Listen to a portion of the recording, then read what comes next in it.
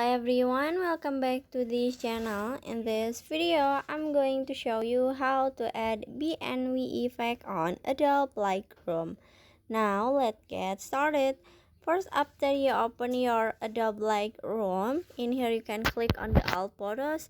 And after this, in here you can add all photos. You can add the photo that you want to edit.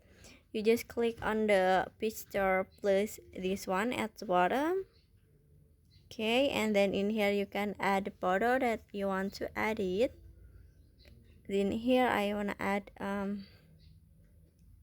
okay, go back time. In here I want to add to this one. You can click add at the bottom, and after this, in here you can click on the photo that you want to edit. Now, if you wanna add a BNV effect, it's so pretty simple. At the bottom, you just click on the color. I'm sorry. The bottom, you just click on the color. This one, click on it. And after this, in here, you just click on the BNV.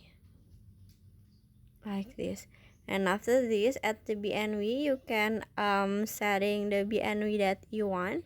You can setting to like this. Just swipe left or right this icon.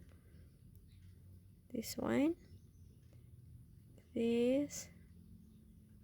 Okay. And after this, in here you can go back and finish.